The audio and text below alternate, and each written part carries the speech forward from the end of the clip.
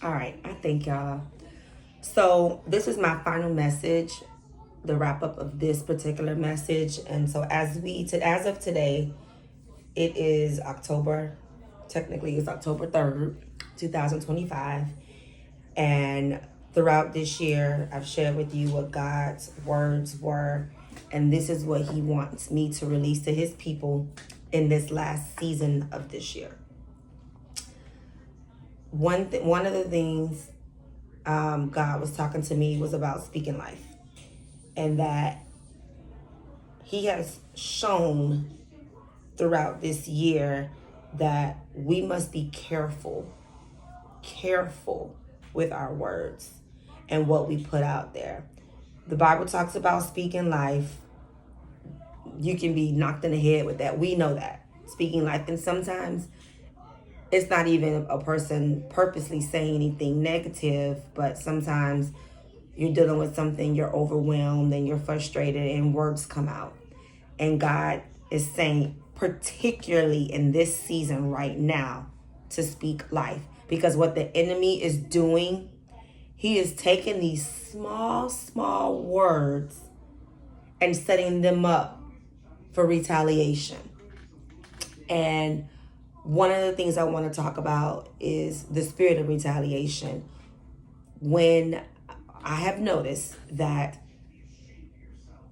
when I preach a word or I prophesy to a person, that when I always pray and ask God for me to release that word to that person, usually the word is something that they know. I confirming it for them the majority of the time. Thirdly, I'll pray with them if they want or whatever, and most of the time they're receptive. I haven't had anyone that's not receptive of the word, but they're receptive of the word, and it's something that they were waiting to hear. I actually had someone come up to me yesterday at a event. The same young lady I was telling you about in a previous video, I had given her another word after, and God already started doing stuff, and she was like, oh my God, it was so fast, da da da da. And she just thanked me, and we thanked God, and we prayed and everything and all that stuff like that. And I was just like, wow, that was fast, God, because I talked to her maybe 2 weeks ago for her to turn around, and I never see this lady. That's why I was like, wow.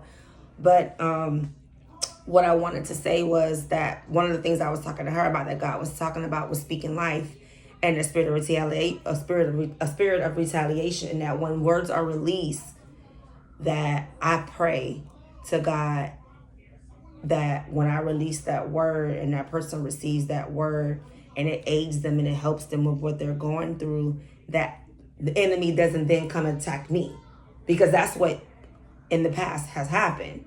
So as we are out and about as God's people and we're sharing things with people and we're praying with people, know that the enemy will definitely try to distract you, that he will definitely try to cause issues in relationships, finances, husband and wife going at it, children being disobedient. And now I've learned that, okay, I know how God is going to use me. Let me just nip it in the bud and pray about this spirit of retaliation so that it doesn't come back. And so I have seen that situations happen to certain people and they said something, and they didn't say it recently, but they said it, and I have a really good memory, but they at one point they said it, and then those words come back to bite them in the butt, and they don't understand the reason why. Well, you talking reckless.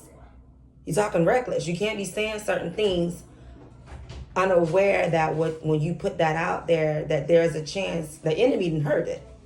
So he's like, oh, you offended? You're offended when you had a spat with this person and now you're offended? Oh, okay, I'm going to really show you offense.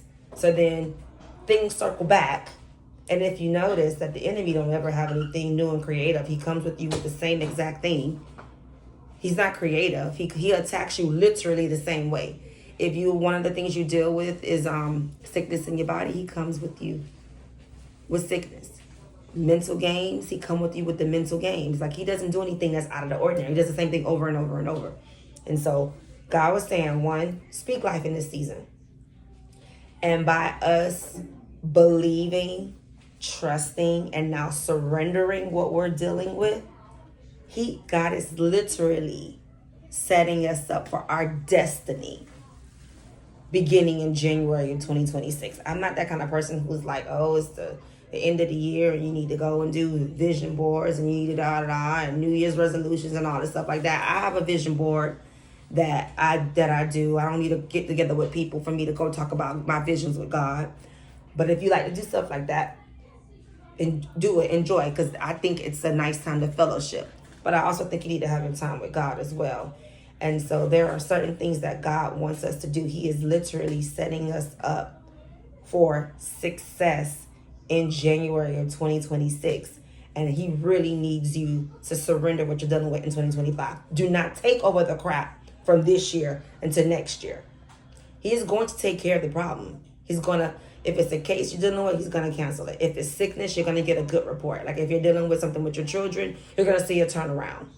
But what God is saying is that I need you to give it to me. Do not carry this over into next year. Because if you carry it over to next year, what I have planned for you is not going to go ahead and do what I need you to do because you're not prepared. I need your heart clear.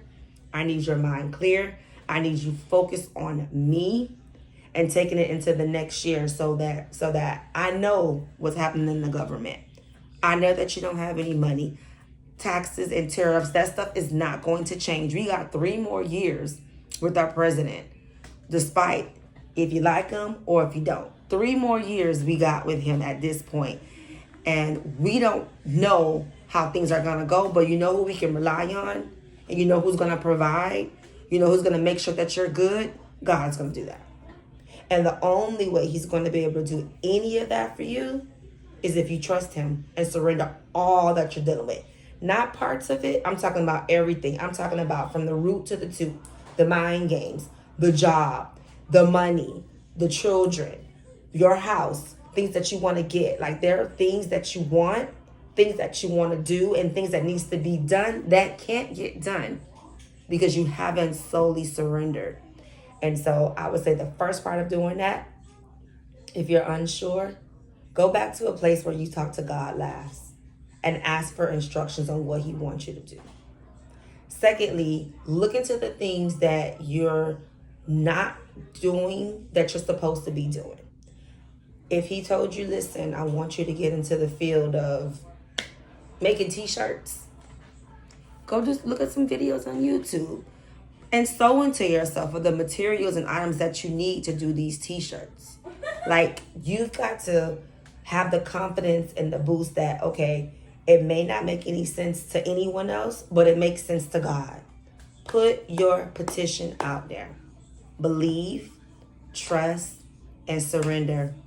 And I want you all to know that I'm very, very grateful for your support.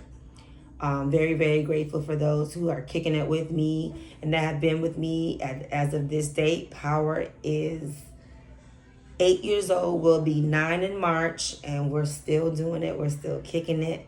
God is still providing. He's doing some amazing, amazing things. We're getting our names out there in the city of Hollywood and plans to expand and do more things. So I'm very, very grateful. I want to shout out to my children, Deja, Layla, and Samir Hill, and shout out to my husband, George Hill, for every step of the way, just being there for me. And I also want to do a special shout out to my sister, Raven, who's probably saying this video is too long. Stop talking. But I'm very, very grateful for her, and I love her, and I love you all. I pray that God continues to bless you and keep you. I pray that this word is receptive to you, that you're able to implement it in your life, and that it does something, and that you're able to, if you want to share a testimony or something like that, look me up on Instagram. We're on here. Follow me there. I'm on Instagram. I'm on Facebook. I'm on TikTok. I'm on WhatsApp. That's it. I'm not on X, but I'm on everything else. So follow me. I love you guys. Mwah, mwah, mwah. Very, very grateful for your support. Have a good evening. Thank you.